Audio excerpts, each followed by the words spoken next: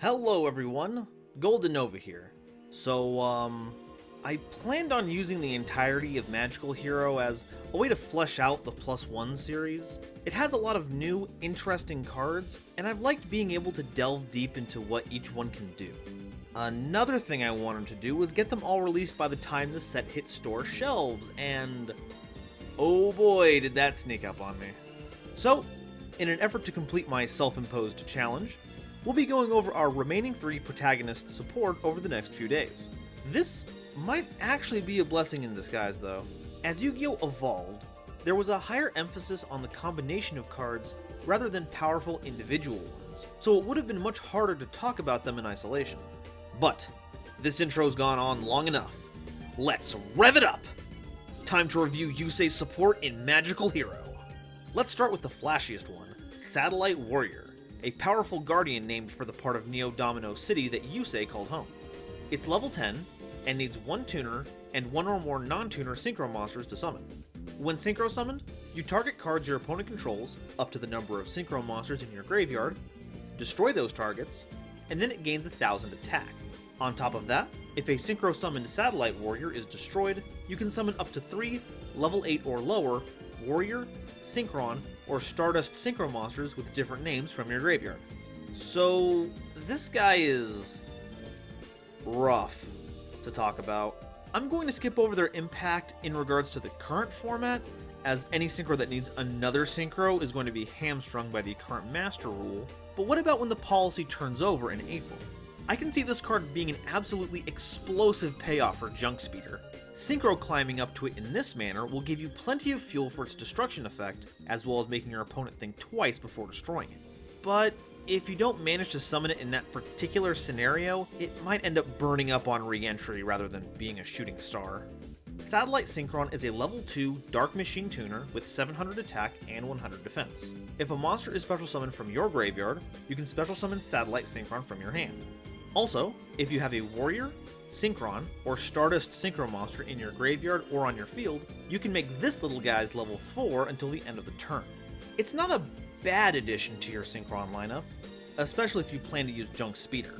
Previously, the only level 2 you could summon off of its effect was Fleur Synchron, and yeah, I guess it's got a reasonable effect for a deck with a lot of low-level monsters, but it could still do better. The main point of comparison here is that Satellite Synchron shares a summoning effect with Doppel Warrior, but whereas Satellite changes its level, Doppel Warrior actually makes tokens which can be used as material to help extend plays. So, with all of that in mind, it seems that the Satellite duo are going to be right at home in synchro-heavy Junk Speeder decks, but I wouldn't count on it having much of an impact on anything that isn't so dedicated to the need for speed. Junk Converter, on the other hand, can be played in just about any deck that splashes tuners. You can discard Converter and any tuner from your hand to add a Synchron monster from your deck to your hand. Also, if it's sent to the graveyard as synchro material, you can special summon any tuner from your graveyard, but its effects are negated.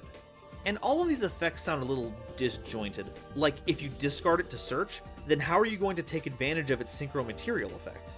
But after doing some research, it looks like you can get the most out of it by using Yusei's go-to tuner, Junk Synchron. Once you've searched it, Junk Synchron can easily revive Converter with its normal summon effect, giving you a level 5 synchro, at which point Converter returns the favor by reviving Junk Synchron. Now, from what I've seen, the optimal level 5 synchro monster is set in stone. All of its effects are just so good at extending plays and helping to end on some super unfair boards. It's really powerful, and I'd be making a major faux pas if I didn't include it in this analysis. However, at time of recording, Denglong, first of the YangZing, is still banned, so we're just gonna have to look elsewhere. First example, Converter is actually a really great way to make sure that Junk Speeder resolves. A reasonable criticism of it is that you can put all of your work into summoning it, but lose to a single Ash Blossom. However, if you summon it via the Converter combo, you get to chain block the effect. So now all you have to worry about is Infinite Impermanence, the 3 of that almost everyone is playing! Yay! Okay, it makes it safer, but you can't guard against everything. And on top of that, you have options like Excel Synchron, TG Hyper Librarian, and High Speed Roy Chanbara. And nothing else worth mentioning. To round things out, we have a spell and a trap to help facilitate and protect your synchro plays. We've got Synchro Chase, a continuous spell that keeps your opponent from activating cards or effects in response to the activation of your Warrior, Synchron, and Stardust monsters. Also, once per turn, if you Synchro summon any of the aforementioned monsters, you get to revive one of the Synchro material, and it doesn't even negate its effect! How considerate. The revival is really nice if you're looking to invest in some of the higher impact synchro summons. Reviving something like a glow up bulb doesn't seem too good, but absolutely crazy if you needed to use TG Hyper Librarian. The effect that freezes your opponent is nice, but I would have preferred that they'd cover all the effects you'll need to get to those synchro monsters. Like, if they just added junk monsters to that list, that would have been really sweet. Or if they'd made it so they couldn't respond to the summon of those monsters too. Honestly, Chase doesn't seem to give the theme protection at its actual points of weakness, so I'm not totally sold on it. Lastly, we have Scrap Iron Signal. This counter trap negates any monster effect, though it doesn't destroy it, then sets itself back to the field, and can be activated so long as you control a synchro monster that requires another synchro monster as material. It does bite that it doesn't destroy what you negate, which I guess was done to balance the fact that you can reuse Signal, but I figured all the balancing you needed was gating the card behind needing a very heavy investment synchro monster. Though I imagine it's not so hard in the context of a junk speeder deck. I feel like I've been saying that a lot this video, but I think that makes it a win from a certain point of view. Much like Dark Magician, a lot of these cards aren't extremely competitive, but they all boost the power of a singular card that is the embodiment of the turbo dueling era. Junk Speeder is a synchro ladder savant, and anyone who wants to relive those glory days are going to find these to be welcome additions. If you're interested in taking these cards for a spin on your duel runner, and if you like this video, I would be eternally grateful if you used my TCG Player affiliate link down below to collect any of the cards that are currently available, or to pre-order any of the cards coming out in Magical Hero.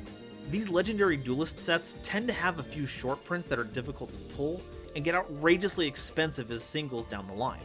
So if you're worried that your favorite cards will get that treatment, I highly recommend locking them in now to avoid the hassle.